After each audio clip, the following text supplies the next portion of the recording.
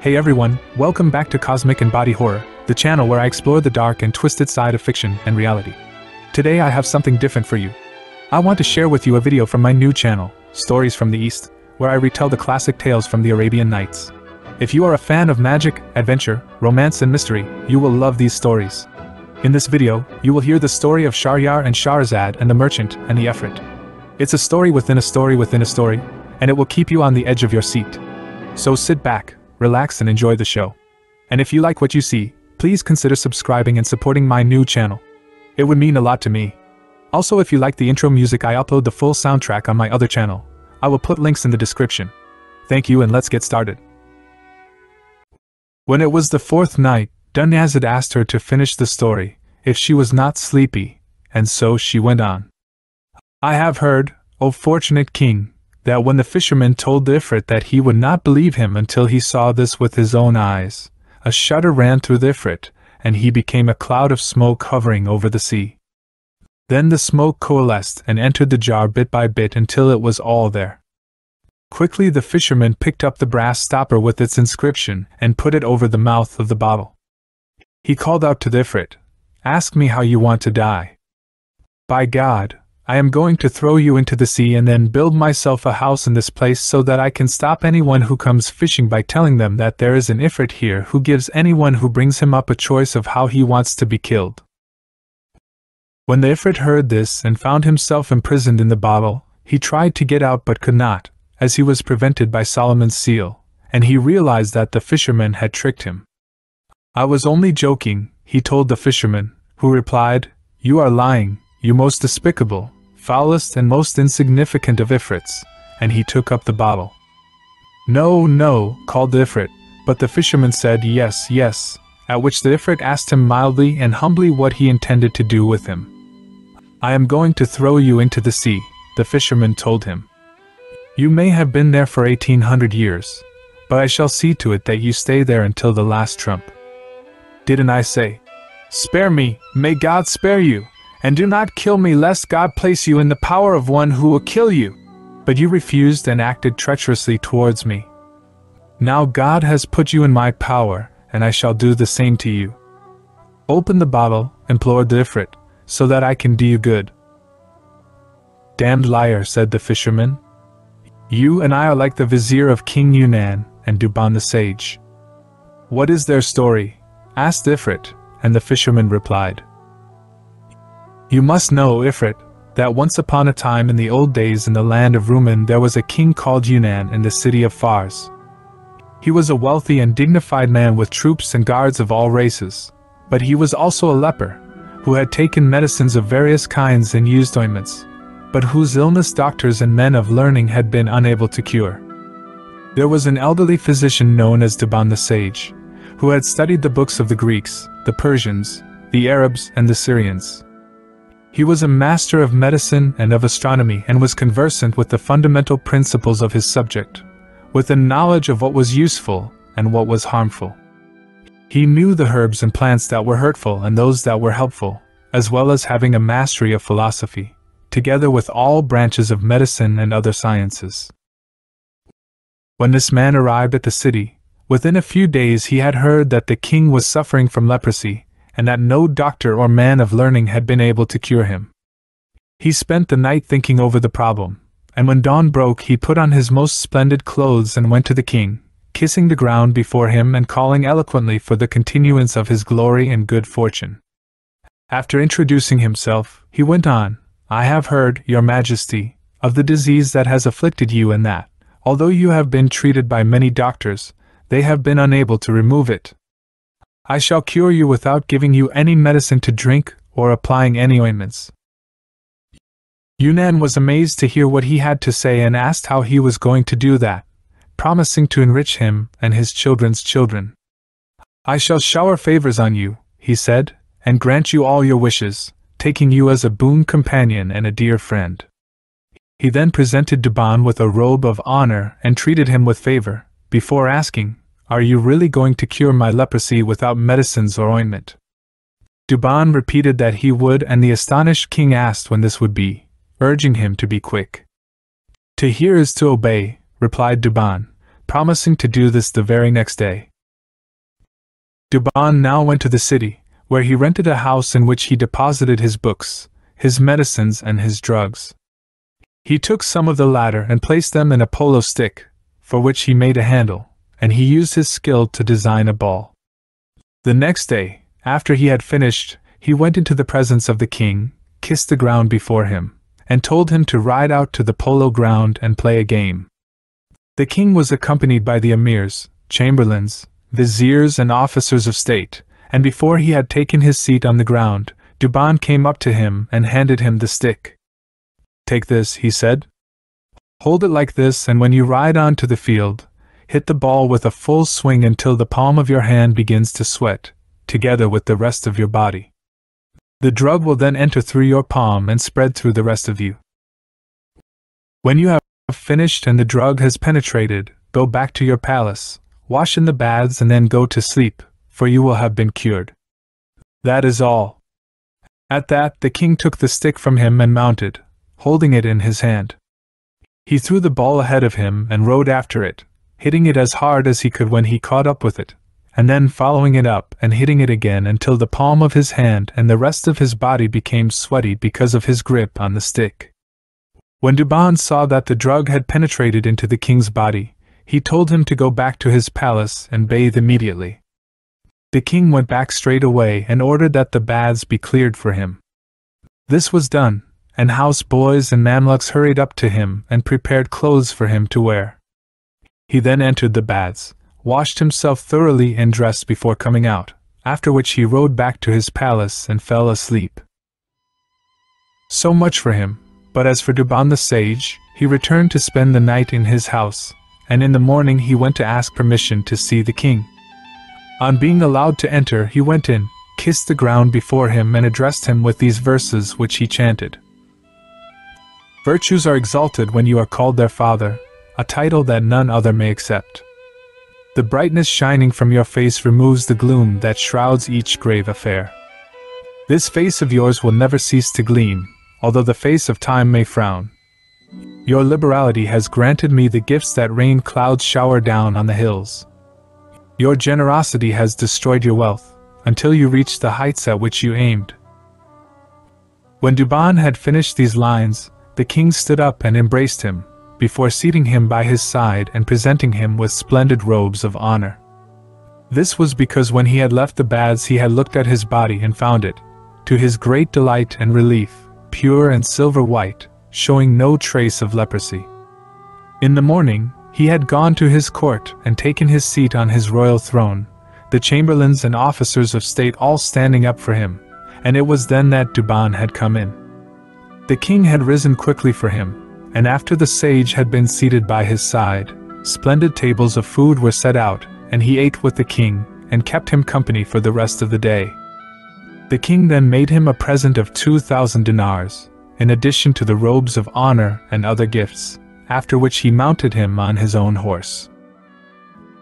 Duban went back to his house, leaving the king filled with admiration for what he had done and saying, "This man treated me externally without using any ointment. By God, that is skill of a high order. He deserves gifts and favors, and I shall always treat him as a friend and companion." The king passed a happy night, gladdened by the soundness of his body and his freedom from disease. The next day, he went out and sat on his throne, while his state officials stood and the emirs and viziers took their seats on his right and his left. He asked for Duban, who entered and kissed the ground before him, at which the king got up, greeted him, seated him by his side and ate with him. He then presented him with more robes of honor as well as gifts, and talked with him until nightfall, when he gave him another 5 robes of honor together with 1,000 dinars, after which Duban went gratefully home. The next morning, the king came to his court, where he was surrounded by his emirs, viziers and chamberlains. Among the viziers was an ugly and ill-omened man, base, miserly and so envious that he was in love with envy. When this man saw that the king had taken Duban as an intimate, and had rewarded him with favors, he was jealous and planned to do him an injury. For, as the sayings have it, no one is free of envy, and injustice lurks in the soul, strength shows it, and weakness hides it. This vizier came up to King Yunan, kissed the ground before him and said, "King of the age, I have grown up surrounded by your bounty, and I have some serious advice for you. Were I to conceal it from you, I would show myself to be a bastard, but if you tell me to give it to you, I shall do so." Yunan was disturbed by this and said, "What is this advice of yours?" The vizier replied, "Great king, it was a saying of the ancients that time was no friend to those who did not look at the consequences of their actions. I have observed that your majesty has wrongly shown favor to an enemy who is looking to destroy your kingdom. You have treated this man with generosity and done him the greatest honor, taking him as an intimate, something that fills me with apprehension." Yunan was uneasy. His color changed and he asked the vizier who he was talking about.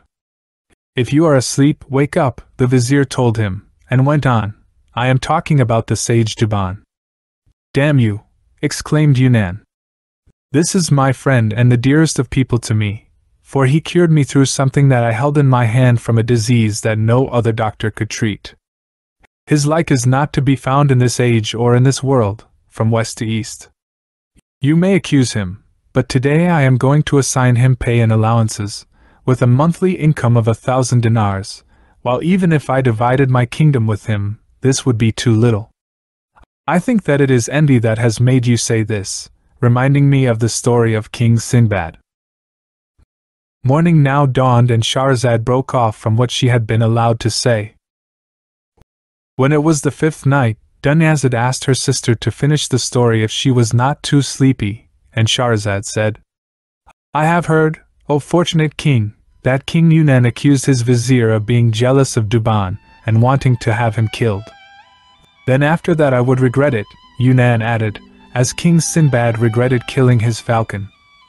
"Excuse me, your majesty," said the vizier, "but how was that?" Yunan went on, "You must know that there was a Persian king with a passion for enjoyment and amusement, who had a fondness for hunting.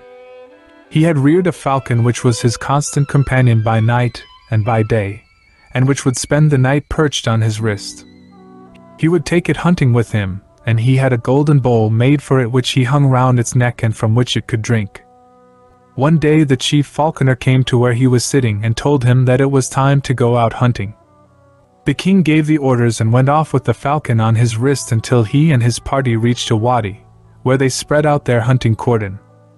Trapped in this was a gazelle, and the king threatened that anyone who allowed it to leap over his head would be put to death. When the cordon was narrowed, the gazelle came to where the king was posted, supported itself on its hind legs and placed its forelegs on its chest as though it was kissing the ground before him. He bent his head towards it, and it then jumped over him, making for the open country. He noticed that his men were looking at him and winking at each other, and when he asked his vizier what this meant, the man explained, "They are pointing out that you said that if anyone let the gazelle jump over his head, he would be killed." The king then swore that he would hunt it down, and he rode off in pursuit, following the gazelle until he came to a mountain. There it was about to pass through a cleft when the king loosed his falcon at it, and the bird clawed at its eyes, blinding and dazing it, so that the king could draw his mace and knock it over with a single blow. He then dismounted and cut its throat, after which he skinned it and tied it to his saddlebow. As this was in the noonday heat, and the region was desolate and waterless, both the king and his horse were thirsty by now. The king scouted round and discovered a tree from which what looked like liquid butter was dripping. Wearing a pair of kid gloves, he took the bowl from the falcon's neck, filled it with this liquid and set it in front of the bird, but it knocked the bowl and overturned it. The king took it and filled it again, thinking that the falcon must be thirsty, but the same thing happened when he put it down a second time. This annoyed him, and he went a third time to fill the bowl and take it to his horse, but this time the falcon upset it with its wing. The king cursed it, exclaiming, "You unluckiest of birds, you have stopped me drinking, and have stopped yourself and the horse." He then struck off its wing with a blow from his sword, but the bird raised its head as though to say by its gesture, "Look at the top of the tree." The king raised his eyes, and what he saw there was a brood of vipers whose poison was dripping down. Immediately regretting what he had done, he mounted his horse and rode back to his pavilion, bringing with him the gazelle, which he handed to the cook, telling him to take it and roast it. As he sat on his chair with the falcon on his wrist, it drew its last breath and died, leaving its master to exclaim with sorrow for having killed it, when it had saved his life. So ends the story of King Sinbad. "Great king," the vizier said, "Sinbad acted out of necessity, and I can see nothing wrong in that. I myself am acting out of sympathy for you, so that you may realize that I am right, for otherwise you may meet the same fate as the vizier who schemed against the prince." "How was that?" the king asked, and the vizier said, "You must know, your majesty, that there was a vizier in the service of a certain king with a son who was passionately fond of hunting. This vizier had been ordered to accompany the prince wherever he went, and so, when he went off to hunt one day, the vizier rode with him. While they were riding, they caught sight of a huge beast, and the vizier encouraged the prince to pursue it. The prince rode after it until he was out of sight, and the beast then vanished into the desert, leaving the prince with no idea of where to go. Just then, ahead of him he saw a weeping girl, and when he asked her who she was, she told him, "I am the daughter of one of the kings of India, and while I was in this desert I became drowsy. Then, before I knew what was happening, I had fallen off my beast and was left alone, not knowing what to do." When the prince heard this, he felt sorry for the girl and took her up behind him on the back of his horse. On his way, he passed a ruined building, and the girl said she wanted to relieve herself. He set her down, but she was taking so long that he followed her, only to discover that, although he had not realized it, she was a female gull and was telling her children, "I have brought you a fat young man today. Fetch him to us, mother," they said, "so that we can swallow him down." On hearing this, the prince shuddered, fearing for his life and certain that he was going to die. He went back, and the gullah came out, and, seeing him panic-stricken and shivering, she asked why he was afraid. "I have an enemy whom I fear," he told her. "You call yourself a prince?" she asked, and when he said yes, she went on, "Why don't you buy him off with money?" "He won't accept money but wants my life," he told her, adding, "I am afraid of him, and I have been wronged." "In that case, if what you say is true, then ask help from God," she said, "for he will protect you against your enemy's evil and the evil that you fear from him." At that the prince lifted his head towards heaven and said, God, who answers the prayers of those in distress when they call on you, and who clears away evil, may you help me against my enemy and remove him from me, for you have power to do what you wish. After hearing the prince's prayer, the gullah left him. He went back to his father, and when he told him about the vizier's advice, his father summoned the man and had him killed. As for you, your majesty, if you put your trust in this sage, he will see to it that you die the worst of deaths, and it will be the man whom you have well treated and taken as a friend who will destroy you. Don't you see that he cured your disease externally through something you held in your hand? So how can you be sure that he won't kill you by something else you hold? What you say is right, Vizier, my sound advisor, agreed the king, for this man has come as a spy to destroy me, and if he could cure me with something I held, it may be that he can kill me with something that I smell. Then he asked the vizier what was to be done about Duban. The vizier said, Send for him immediately, telling him to come here, and when he does, cut off his head, and then you will be safe from any harm he may intend to do you. Betray him before he betrays you. The king agreed with the vizier, and sent for Duban, who came gladly, not knowing what God the Merciful had ordained. This was as the poet said. You who fear your fate, be at your ease, entrust your affairs to him who has stretched out the earth. What is decreed by fate will come about, and you are safe from what is not decreed. Duban the wise came into the presence of the king and recited, If I do not show gratitude in accordance with part, at least, of your deserts, tell me for whom I should compose my poetry and my prose.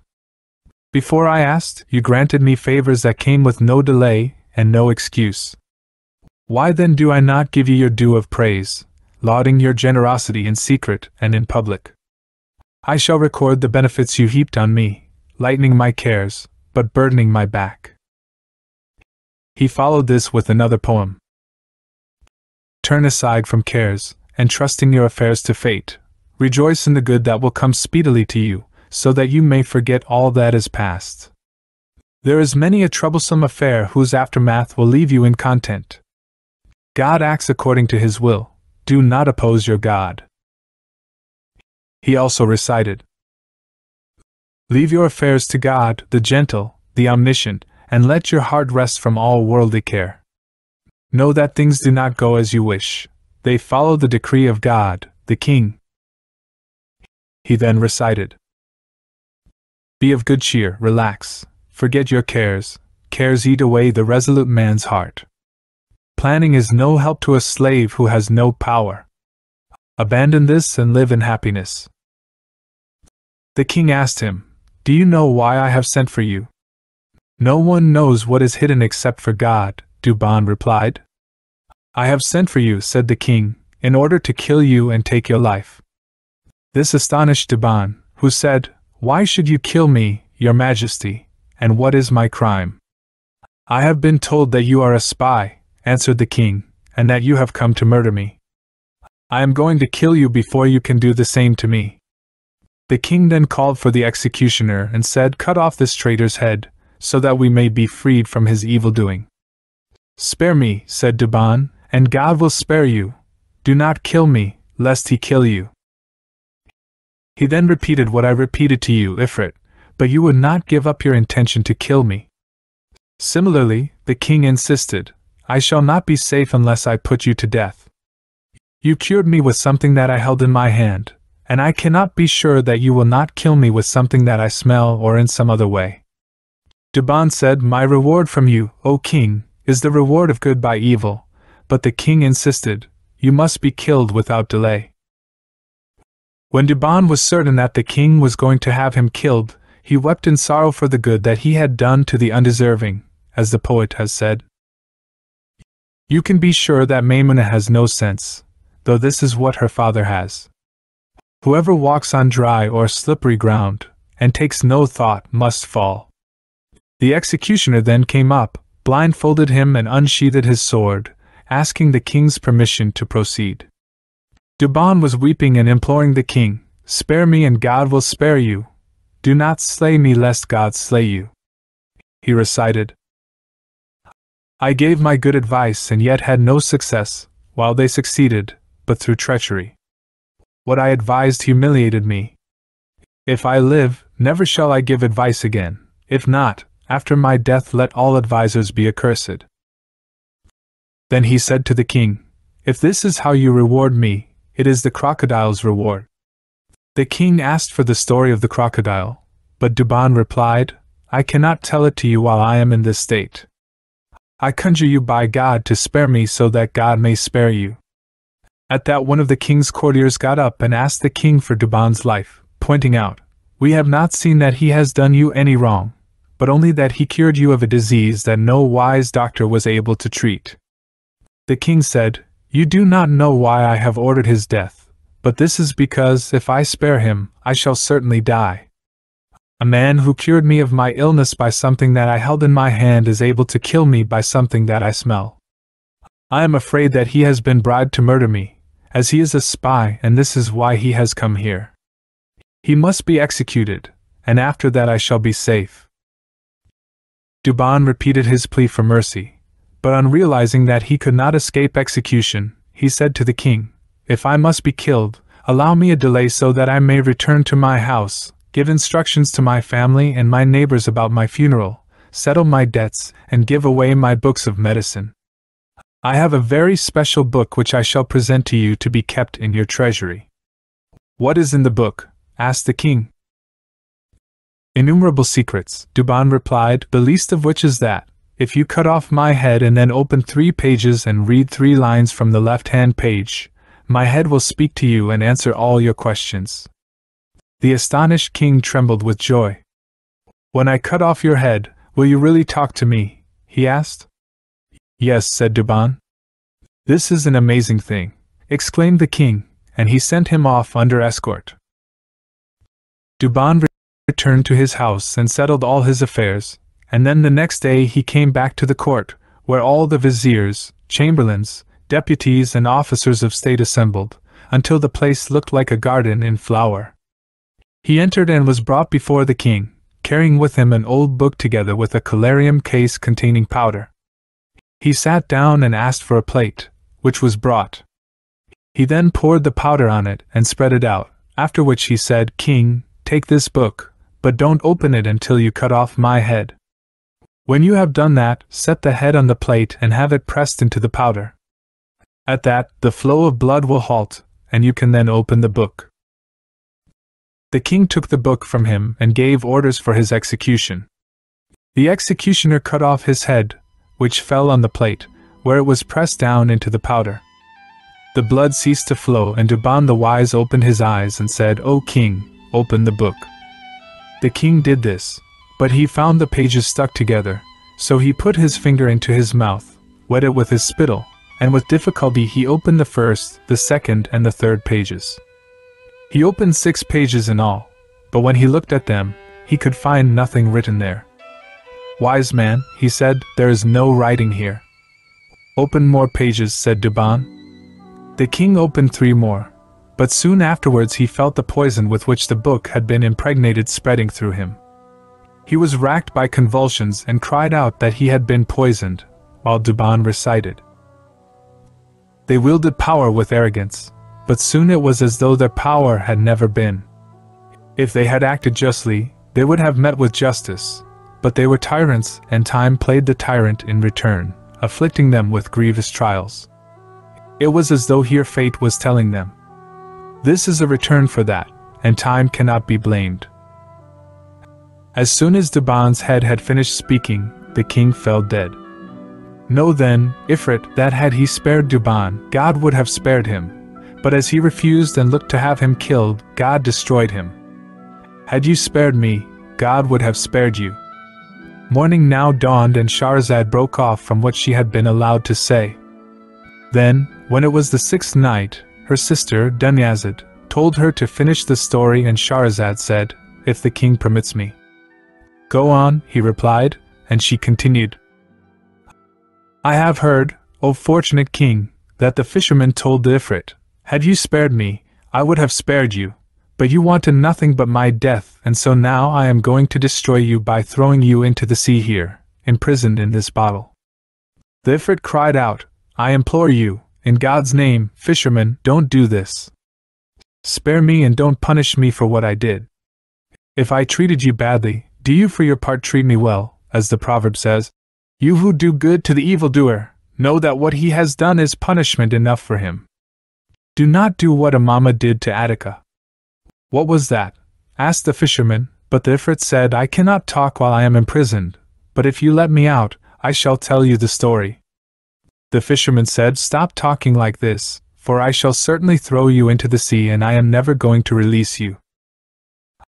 I pleaded with you and begged you, but all you wanted to do was to kill me, although I had done nothing at all to deserve this and, far from doing you any harm, I had helped you by freeing you from your prison.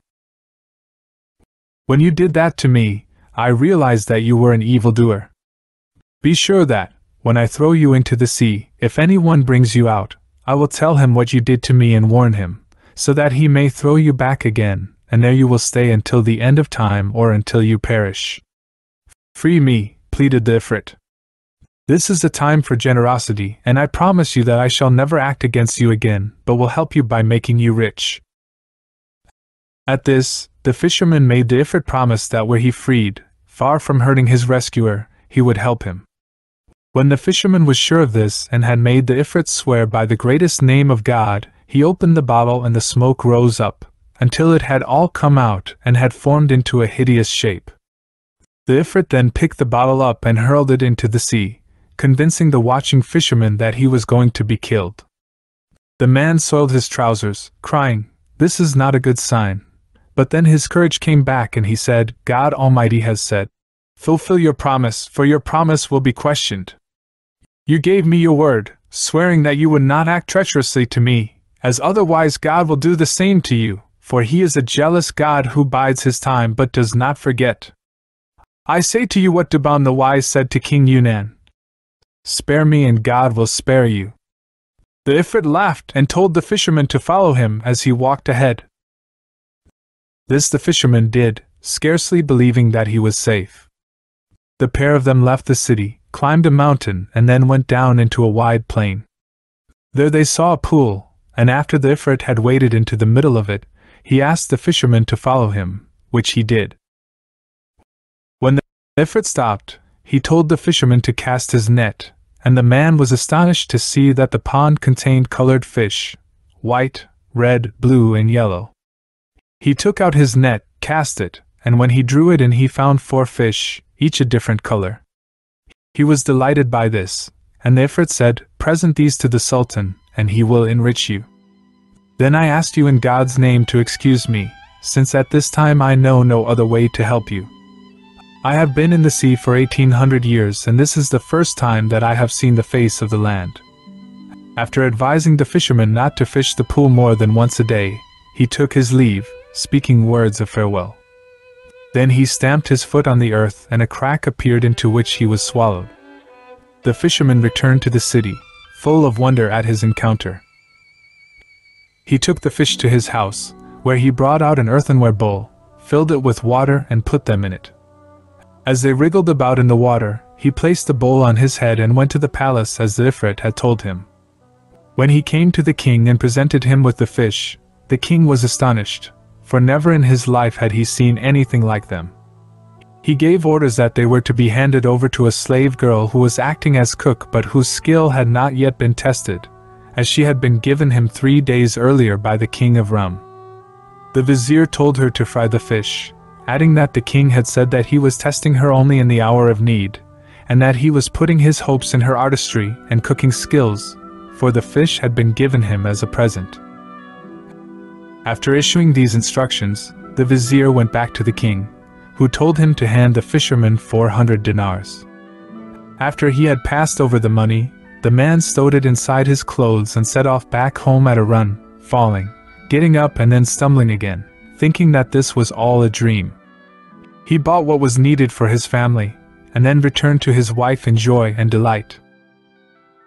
So much for him, but as for the slave girl, she took the fish and cleaned them. Then, after setting the frying pan on the fire, she put the fish in it, and when one side was properly cooked, she turned them on to the other. All of a sudden, the kitchen wall split open and out came a girl, with a beautiful figure and smooth cheeks, perfect in all her attributes. Her eyes were darkened with kohl and she had on a silken keffiyeh with a blue fringe. She was wearing earrings. On her wrists were a pair of bracelets, while her fingers were adorned with rings set with precious gems, and in her hand she held a bamboo staff.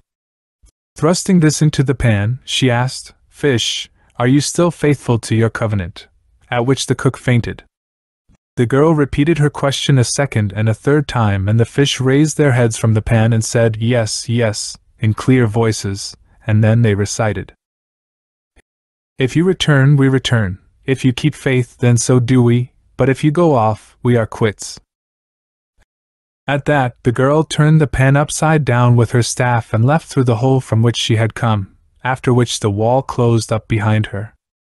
The cook recovered from her faint, and saw the 4 fish burn like black charcoal. She exclaimed, "His spear was broken on his very first raid," and fell unconscious again on the floor. While she was in this confused state, the vizier came and saw that something had gone badly wrong with her, so much so that she could not even tell what day of the week it was. He nudged her with his foot, and when she had recovered her senses, she explained to him, in tears, what had happened. He was astonished, and exclaimed, "This is something wonderful." He then sent for the fisherman and, when he was brought in, the vizier told him to fetch another 4 fish like the first ones. The fisherman went to the pool, cast his net, and when he drew it in, there were 4 fish like the first. He took them to the vizier, who brought them to the cook and said, "Fry these in front of me so that I can see what happens." The cook got up, prepared the fish, put the pan over the fire and threw them into it. As soon as she did, the walls split open and out came the girl, looking as she had done before, with a staff in her hand. She prodded the pan and asked, "Fish, fish, are you true to your old covenant?" At this, all the fish raised their heads and repeated the lines, "If you return, we return. If you keep faith, then so do we, but if you go off, we are quits." Morning now dawned and Shahrazad broke off from what she had been allowed to say. Then, when it was the 7th night, she continued, "I have heard, O auspicious king, that when the fish spoke, the girl overturned the pan with her staff and then left by the way she had come, with the wall closing behind her."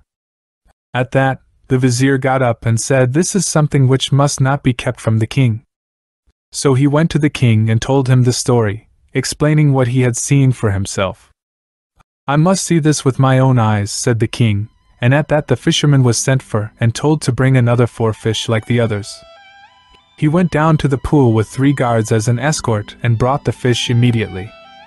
The king ordered him to be given 400 dinars, after which he turned to the vizier and told him, "Come and cook these fish in my presence." The vizier did as he was told, brought the pan and, after preparing the fish, he put the pan over the fire and threw them into it. As soon as he did so, the wall split open and out came a black slave, tall as a mountain or like a survivor of the race of Ad. In his hand was a green bough, and he asked in a hectoring voice, "Fish, fish, are you true to your old covenant?" The fish raised their heads from the pan and replied, "Yes, yes, we keep to our covenant. If you return, we return. If you keep faith, then so do we, but if you go off, we are quits." The slave came up to the pan, overturned it with the branch that he was holding, and left by the way that he had come. The vizier and the king looked at the fish and saw that they were now like charcoal. The king was amazed and said, "This is something that cannot be kept quiet, and there must be some secret attached to them." So he gave orders for the fisherman to be summoned, and when the man came, the king asked him where the fish came from. "From a pool surrounded by 4 mountains," replied the fisherman, "and it is under the mountain outside the city." The king turned and asked, "How many days' journey is it?" And the fisherman told him that it was half an hour away. This astonished the king, and he ordered his troops to mount and ride immediately, with the fisherman at their head, while the fisherman, in his turn, as he accompanied the king, spent his time cursing the Ifrit. The riders climbed up the mountain and then went down into a broad plain that they had never seen before in their lives. Everyone, including the king, was filled with wonder when they looked at it and at the pool in its center, set as it was between 4 mountains, with its fish of 4 colors, red, white, yellow, and blue. The king halted in astonishment, and asked his soldiers and the others there whether they had ever seen the pool before. "King of the age," they replied, "never in all our lives have we set eyes on it." The elderly were asked about it, but they too said that they had never before seen the pool there. The king then swore by God, "I shall not enter my city or sit on my throne again until I find out the secret of this pool and of these fish." He gave orders for his men to camp around the mountains, and then summoned his vizier, a learned, wise and sensible man, with a knowledge of affairs. When he came into the king's presence, the king said to him, "I am going to tell you what I want to do. It has struck me that I should go out alone tonight and investigate the secret of this pool and of these fish. I want you to sit at the entrance of my tent and to tell the emirs, viziers, chamberlains and deputies, as well as everyone who asks about me, that I am unwell and that you have my instructions not to allow anyone to come in to see me. Don't tell anyone what I am planning to do." The vizier was in no position to disobey, and so the king changed his clothes and strapped on his sword. He climbed down from one of the mountains and walked on for the rest of the night until morning. He spent all the next day walking in the intense heat, and carried on for a second night until morning. At that point, he was pleased to see something black in the distance, and he said to himself, "Perhaps I shall find someone to tell me about the pool and the fish." When he went nearer, he found a palace made of black stones plated with iron, one leaf of whose gate was open and the other shut.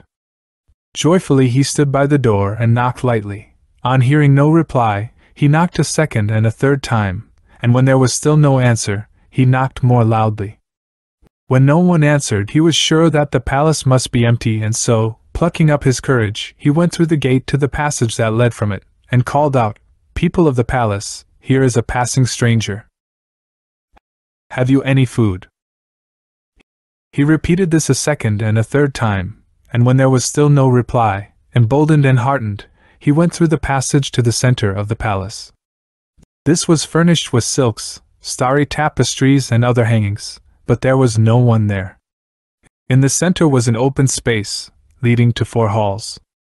There was a stone bench, and one hall next to another, then an ornate fountain and 4 lions of red gold, from whose mouths water poured, glittering like pearls or gems.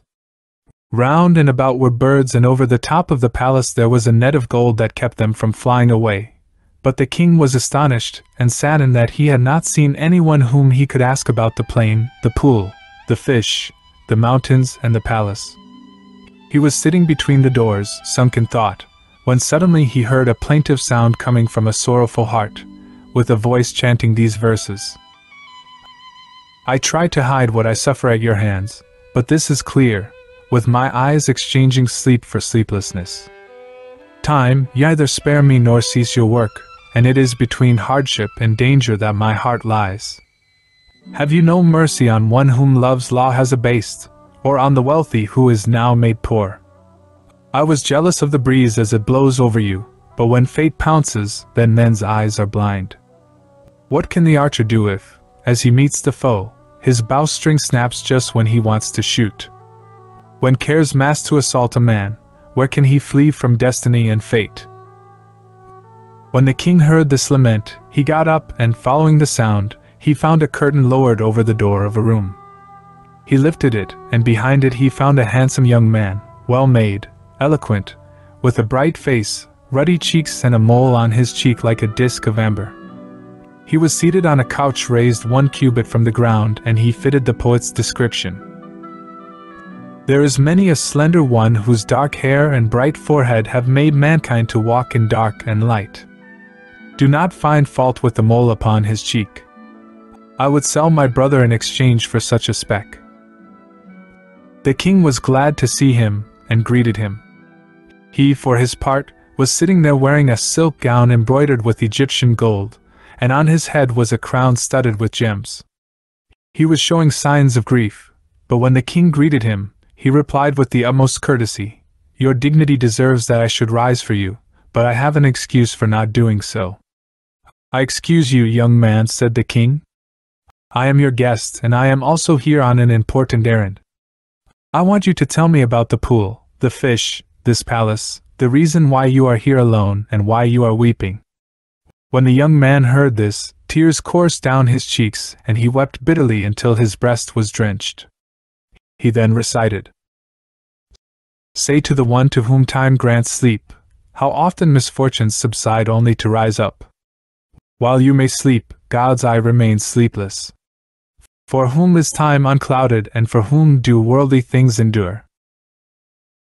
He sighed deeply and continued to recite, "Entrust your affair to the Lord of all mankind, abandon care and leave aside anxious thoughts. Do not ask how what happened has occurred, for all things come about through the decree of fate." The king, filled with wonder, asked the youth why he was weeping. "How can I not shed tears," he replied, "when I am in this state?" And he reached down to the skirts of his robe and raised it. It could then be seen that the lower half of his body, down to his feet, was of stone, while from his navel to the hair of his head he was human. When he saw this condition of his, the king was filled with grief and regret. He exclaimed in sorrow, "Young man, you have added another care to my cares. I was looking for information about the fish, but now I see I must ask both about them and about you." He went on to recite the formula, "There is no power and no strength except with God, the exalted, the omnipotent," and added, "Tell me at once what your story is." "Listen and look," said the young man.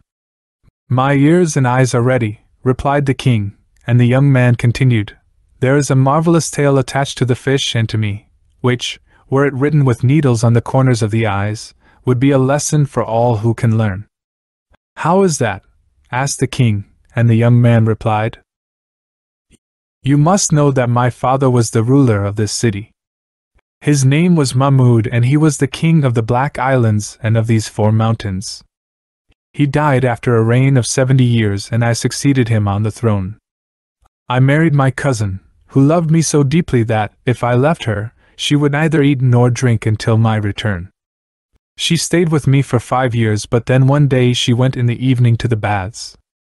I told the cook to prepare a quick supper for me, and then I came to these apartments, and lay down to sleep in our usual place, telling the slave girls to sit, one at my head and one at my feet.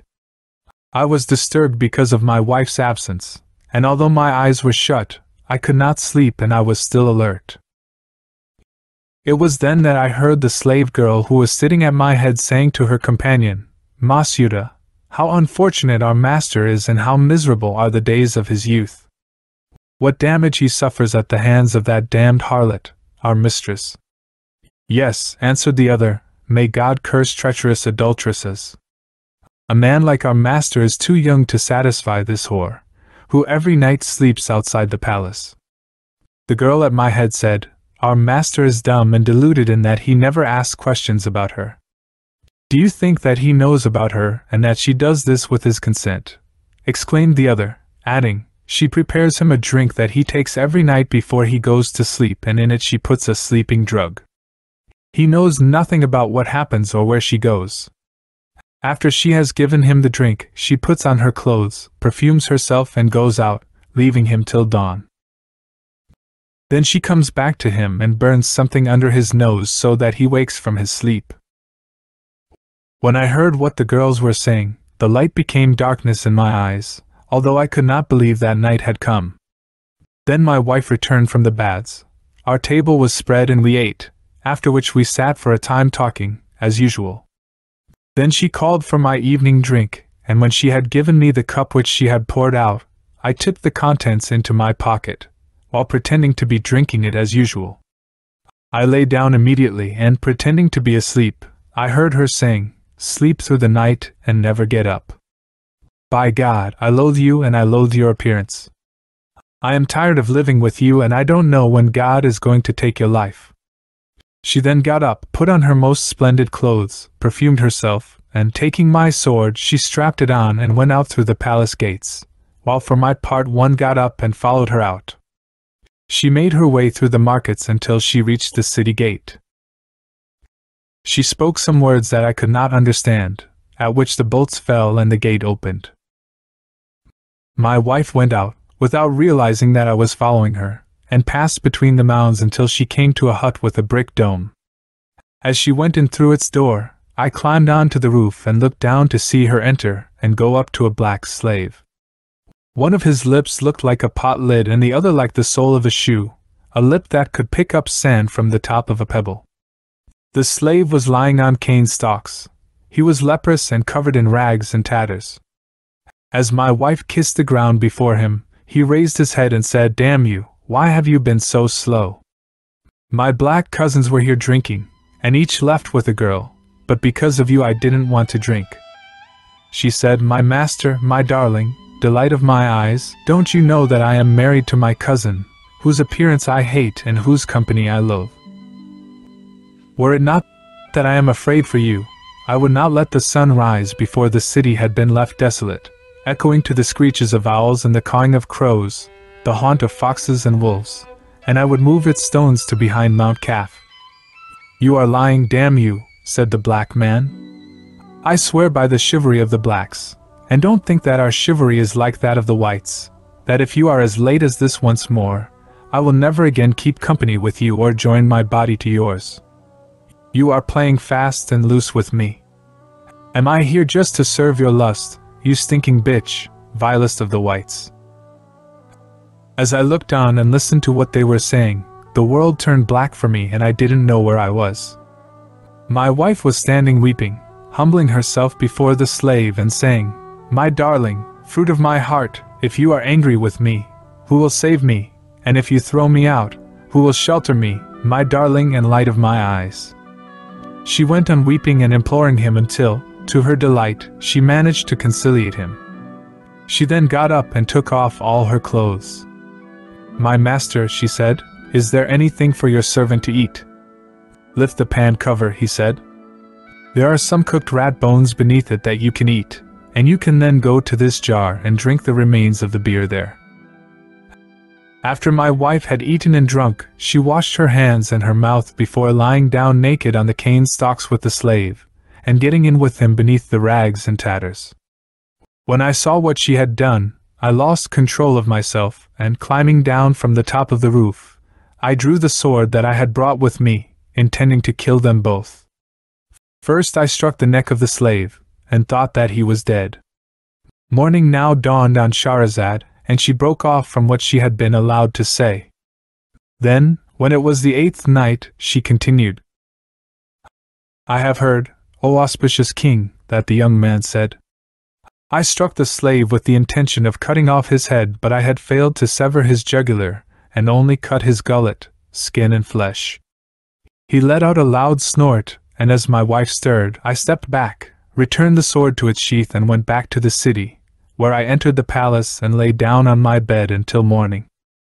There was my wife coming to wake me, with her hair shorn, wearing mourning.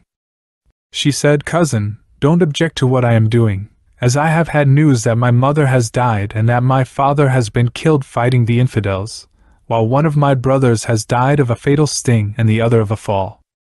It is right for me to weep and grieve." When I heard this, I did not tell her what I knew but said, "Do what you think proper and I shall not oppose you." From the beginning to the end of a whole year she remained miserable and in mourning, and then she said to me, "I want you to build me a tomb shaped like a dome beside your palace, which I shall set aside for grief and call the House of Sorrows." "Do as you please," I said, and she built her House of Sorrows, over which was a dome, covering what looked like a tomb. She brought the slave there and installed him in it, but he could no longer be of any service to her. He went on drinking wine, but since the day that I had wounded him he could no longer speak, and he was alive only because his allotted span had not yet come to an end. Every day, morning and evening, my wife would go to the tomb weeping and lamenting for him, and she would give him wine and broth. Things went on like this until it came to the 2nd year. I had been long suffering and had paid no attention to her, until one day, when I came to her room unexpectedly, I found her exclaiming tearfully, "Why are you absent from my sight, my heart's delight? Talk to me, O my soul, speak to me, my darling." she recited. If you have found consolation, love has left me no endurance. My heart loves none but you. Take my bones and my soul with you wherever you may go, and where you halt, bury me opposite you. Call out my name over my grave and my bones will moan in answer, hearing the echo of your voice. Then she went on. My wishes are fulfilled on the day I am near you, while the day of my doom is when you turn from me. I may pass the night in fear, threatened with destruction, but union with you is sweeter to me than safety. Next she recited. If every blessing in all this world were mine, together with the empire of the Persian kings, to me this would not be worth a gnat's wing, if my eyes could not look on you. When she had finished speaking and weeping, I said to her, Cousin, that is enough of sorrow, and more weeping will do you no good. Do not try to stop me doing what I must do, she said, for in that case, I shall kill myself. I said no more and left her to do what she wanted, and she went on grieving, weeping and mourning for a second year and then a third. One day, I went to her when something had put me out of temper and I was tired of the violence of her distress. I found her going towards the tomb beneath the dome, saying, Master, I hear no word from you. Master, why don't you answer me?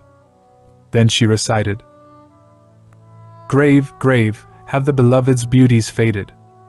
And has the brightness and the radiance gone? Grave, you are either earth nor heaven for me, so how is it you hold both sun and moon? When I heard what she said and the lines she recited, I became even angrier than before and I exclaimed, How long will this sorrow last? Then I recited myself. Grave, grave, has his blackness faded? And has the brightness and the foulness failed? Grave, you are either basin nor a pot, so how is it you hold charcoal and slime? When she heard this, she jumped up and said, Damn you, you dog! It was you who did this to me and wounded my heart's darling.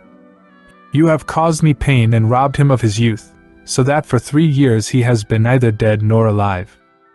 To which I replied, Dirty whore, filthiest of the fornicators and the prostitutes of black slaves, yes, it was I who did that. Then I drew my sword and aimed a deadly blow at her.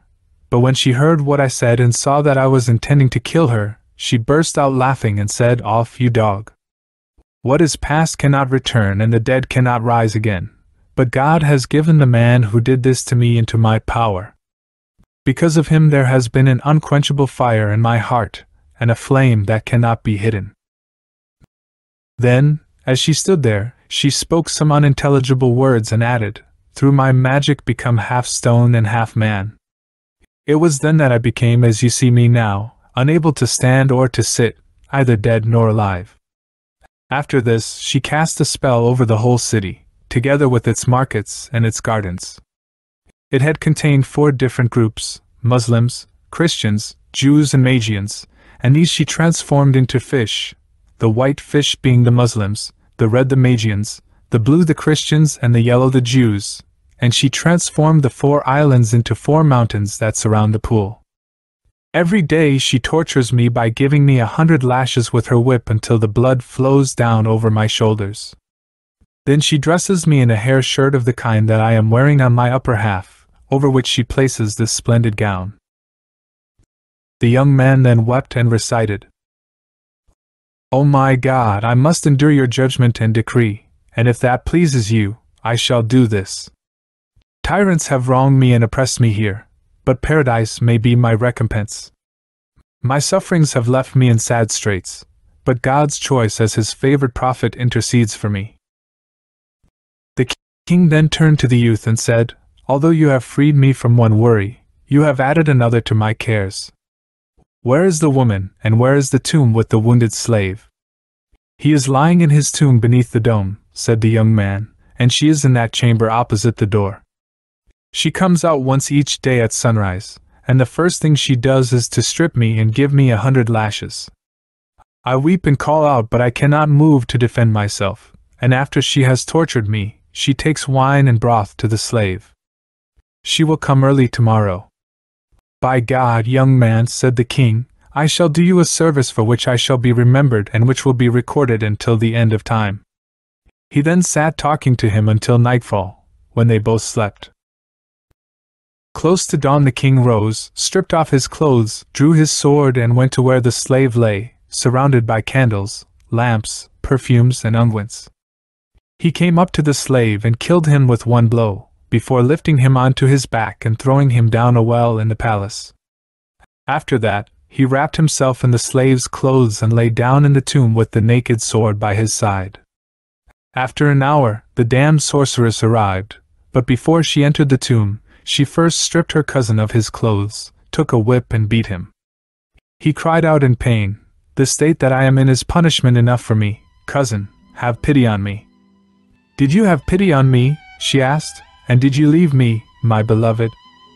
She beat him until she was tired and the blood flowed down his sides. Then she dressed him in a hair shirt under his robe, and went off to carry the slave a cup of wine and a bowl of broth. At the tomb she wept and wailed, saying, "Master, speak to me. Master, talk to me." She then recited, "How long will you turn away, treating me roughly? Have I not shed tears enough for you? How do you intend abandoning me? If your object is the envious, their envy has been cured." Shedding tears, she repeated, "Master, talk to me." The king lowered his voice, twisted his tongue, and speaking in the accent of the blacks, he said, "Oh, there is no might and no power except with God, the exalted, the omnipotent." When she heard this, she cried out with joy and then fainted. When she had recovered, she said, "Master, is this true?" The king, in a weak voice, said, "You damned woman, do you deserve that anyone should talk to you or speak with you?" "Why is that?" she asked. "Because all day long you torture your husband, although he cries for help, and from dusk to dawn he stops me from sleeping as he calls out his entreaties, cursing both me and you. He disturbs me and harms me, and but for this I would have been cured. It is this that keeps me from answering you." "With your permission," she replied, "I shall release him." "Do that," said the king, "and allow me to rest." "I hear and obey," she replied, and, after going from the tomb to the palace, she took a bowl, filled it with water and spoke some words over it. As the water boiled and bubbled, like a pot boiling on the fire, she sprinkled her husband with it, and said, "I conjure you by the words that I have recited, if you are in this state because of my magic, revert from this shape to what you were before." A sudden shudder ran through the young man and he rose to his feet, overjoyed at his release, calling out, "I bear witness that there is no God but God and that Muhammad is the apostle of God. May God bless him and give him peace." His wife shouted at him, saying, "Go, and don't come back, or else I shall kill you."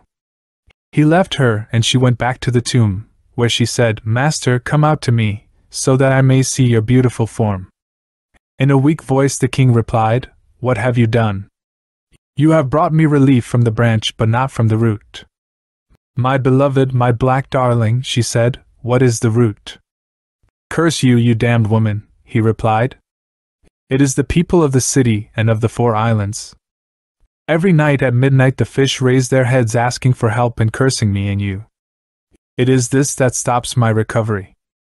Go and free them quickly and then come back, take my hand and help me to get up, for I am on the road to recovery." On hearing these words and thinking that he was the slave, the sorceress was delighted and promised in God's name willingly to obey his command. She got up and ran joyfully to the pool, from which she took a little water. Morning now dawned and Shahrazad broke off from what she had been allowed to say.